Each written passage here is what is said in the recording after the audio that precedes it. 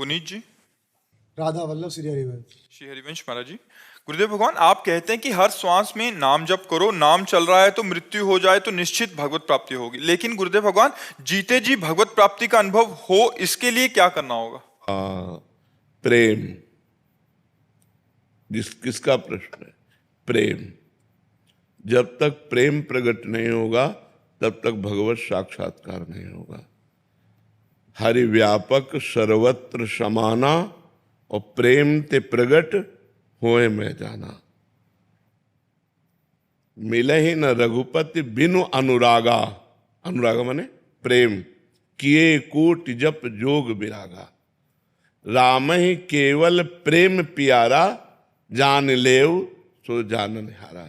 ए जानने वाले, ये बात जान लो कि भगवान को केवल प्रेम से पाया जा सकता है। कण कण में भगवान व्याप्त है, लेकिन वो प्रेम से ही प्रकट होते हैं। हरि व्यापक सर्वत्र समाना, प्रेम ते प्रकट होय मैं जाना।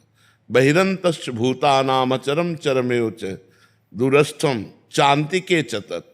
वो दूर भी हैं, वो नज़दीक भी हैं, वो भीतर भी हैं, वो बाहर भी हैं, वो सूक्ष्म भी हैं, वो महान भी हैं, अणु अणियान महतो महियान, पर प्रेम से उनको पाया जा सकता है। जीते जी भगवत दर्शन प्रेम से। जब उनके बिना जिया ना जाए, रुदु सुश्रम राजन कृष्ण दर्शन लालसा। भगवान के लिए हर समय रोना आ रहा है, हे नाथ अब आपके बिना जिया न, ये अंदर की व्याकुलता, तब वो प्रकट हुए। भय प्रकट कृपाला। भगवान कृपा करके प्रकाशित हो जाते हैं। हमारे आपके हृदय में है, हमारे आपके पास है। कोई कण कोई क्षण ऐसा नहीं जहाँ भगवान न हो। इसलिए प्रेम, और प्रेम सबसे दुर्लभ वस्तु है।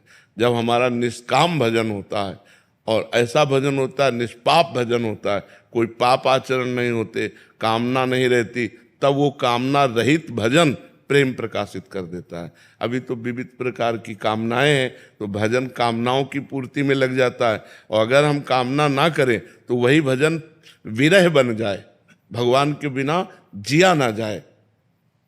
जब से तुम बिछुरे पिए प्यारे, कबहु न पायो चैन, दरस बिन दुख न लागे नैन। कबीरा हंसना छोड़ दे, रोने से कर प्रीति, बिन रोए किन पाइया, प्रेम प्यारा मीत। प्रेम प्यारा मीत। जब रो रो कर भगवान को आंसुओं से पुकारा जाता है तो भगवान, पर वो स्थिति होनी चाहिए, नाटक थोड़ी चलेगा। वो स्थिति होनी चाहिए कि भगवान के बिन जिया नहीं जा रहा, तब वो व्याकुलता पैदा होती। उसी व्याकुलता में भगवत साक्षात्कार। ऐसी स्थिति आए कैसे? खूब नाम जप करो, इसी से आ जाएगी। अभी हमने बताया नहीं, नाम जप अभी हमारा खर्चा हो रहा कामनाओं में, और जिस दिन निष्काम नाम जप होने लगेगा, निष्काम कोई कामना नहीं, वही प्रीति बन जाता है। वही नाम, प्रेम मूल यह नाम है। प्रेमी रसिक जपत यह नाम, प्रेम मगन निज बन विश्राम, श्री हरिवंश जहाँ रहा है। प्रेम प्रवाह परे जन सोई, तब क्यों लोक वेद सुधि होई, जब हरिवंश कृपा करी। प्रेम मूल, मूल माने जड़। प्रेम की जड़ क्या है? नाम। प्रेम मूल यह नाम है। और जब प्रेमी रसिक, प्रेमी रसिक का तात्पर्य होता है निष्काम, जिसके अंदर कोई तत्सुख भावना होती है, उसे रसिक कहते हैं। स्वसुख भावना का त्याग हो गया तो कामनाओं का त्याग हो गया, क्योंकि कामनाएं स्वसुख भावना में होती हैं, तत्सुख भावना में नहीं। आपको सुख मिले, ये कामना बंधनकारी नहीं है, ये भगवत स्वरूप है। जैसे संतों के अंदर एक कामना रहती है, सर्वे भवन्तु सुखिनः, सर्वे सन्तु निरामयाः, सर्वे भद्राणि पश्यन्तु माँ कश्चित् दुःख भाग भवेत्। सब सुखी रहें, सब स्वस्थ रहें, सब विकार रहित रहें। ये कामना कोई कामना थोड़ी है, ये तत्सुख भावना है। इससे भगवान प्रसन्न होते हैं। तो जब निष्काम भजन होता है तब वही प्रेम प्रकाशित कर देता है। तो जब तक हमारे अंदर आचरण पवित्र नहीं होंगे, भोजन पवित्र नहीं होगा, विचार पवित्र नहीं होंगे, तब तक हम शांति से नहीं रह पाएंगे, हम चैन से जी नहीं सकते। देखो ना, नहीं, डिप्रेशन का कारण क्या है? व्यर्थ चिंतन, निगेटिव चिंतन। ये क्यों आ रहा है? क्योंकि आपकी बुद्धि खराब हो गई है, बुद्धि काट नहीं पा रही चिंतन को, वही डूबती चली जा रही, वही डिप्रेशन में पहुंच। अधिक डिप्रेशन हो गया तो मरने का भय या मर जाना, दो बातें आती है। हर समय वो मरने के भय से डरता रहता है, या मर जाऊं ऐसा लगता है। तो ये सब बातें बचाने के लिए ही हम बोल रहे हैं कि आप सावधान रहिए, आप गंदे आचरणों को त्यागिए। हमारा समाज बिगड़ रहा है, टोटल समाज बिगड़ रहा है। छोटे छोटे बच्चे बच्चियां अपने आदतों से गलत मार्ग में जा रहे हैं, इसको कौन रोकेगा? माँ बाप से कहते तो कहते आप चुप रहिए, हम समझदार हो चुके हैं, अपना देख लेंगे। शास्त्र पढ़ना नहीं, समाज को सुधारेगा कौन?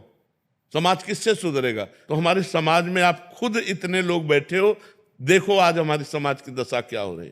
लड़के बच्चे आज वर्तमान को देख रहे हैं, वर्तमान में भोग मिल रहा है, वर्तमान में सुख मिल रहा है, लेकिन उसका भविष्य देखो, तुम्हारा भविष्य क्या होगा?